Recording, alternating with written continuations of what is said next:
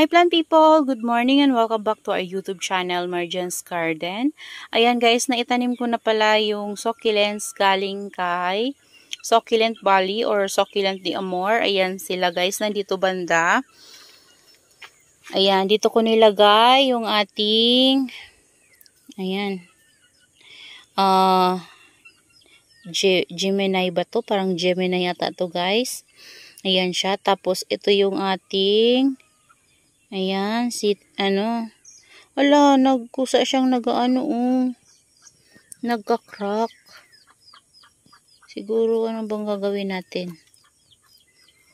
Air dry muna natin to guys, kasi nagka-crack siya. So, kapag ganyan, baka, overwater, ikakatanim lang natin, tsaka tuyo yung sa kanya guys. So, tuyo yung potting mix niya, oh. Ayan. So, siguro hindi muna natin tatanim. Dito muna natin sa Yan, ganyan muna natin guys. Ayan, kasi nagka-crack siya, oh. Ayan. Ayan, mga etiolated kasi guys yung mga succulents galing kay Ma'am, kay Ma'am Succulent Valley. Ayan, hindi ko alam kung bakit gano'n nag-i-etiolate talaga yung mga succulents na nabibili ko sa kanya. Ayan, ito din, no, etiolated siya. Pero ito hindi gaano. Ayan, nag-ano na yung leaves niya. Pinatong ko lang to guys. Actually, hindi naman talaga to yung pinaka-pot nila kasi bibilan ko pa sila guys ng pot nila. So, ito lang kasi guys yung available ko na pot. Kaya dyan ko muna sila pinatong. Ayan, oh. Ito nga, kinukut-kut to. Yan, ito yung variegated na sino ba to? Cubic Frost. Ayan. May pagka-bar kasi siya guys. Ayan. Tapos dito banda yung ating Subsicilles na sobrang nag-etiolate. Ayan. Ang pangit na talaga niya guys. Pangit niya. Para na siyang payong. Tapos ito nag-crack, oh. Marami yung nagmashi-mashi na leaves sa sa mga succulents galing kay Succulent Valley.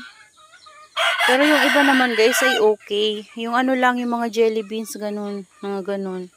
Chubby-chubby yung leaves. Yun, mga sila. Nagmashi-mashi. Ayan, ito naman, nakalimutan ko talaga yung ID nito.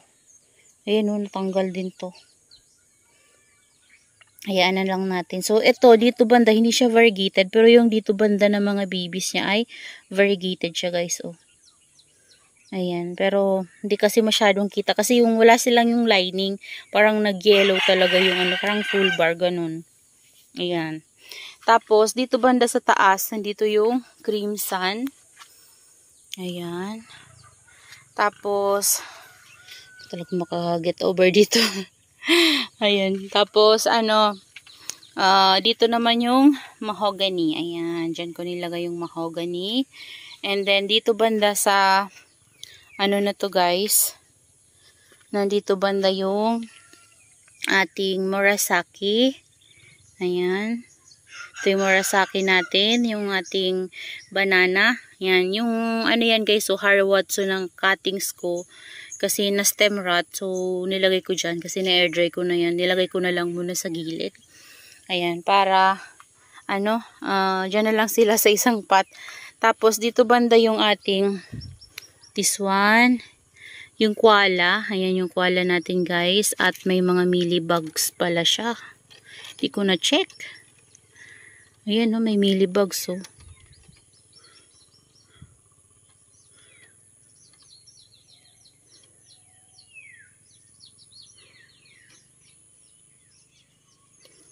Ayan.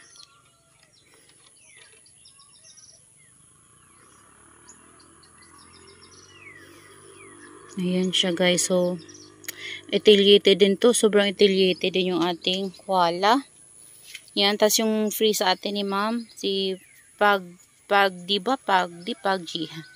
Ayan. Tapos dito banda. Dito ko nilagay yung isa. Ayan. Galing yan kay ma'am. Tapos dito banda. Ito naman yung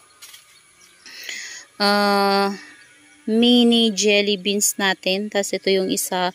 Tapos yung aurora. Ayan, dito ko sila pinagsama-sama sa apat na to. And dito ko lang sila guys hinang. Bumibigay nga itong ano natin no, sa bigat. Ayan, kasi wala tayo guys ibang mapaglagyan.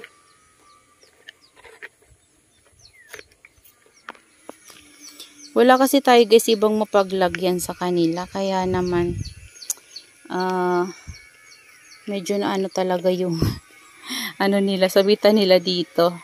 Dito ko sila sinasabit-sabit para ano,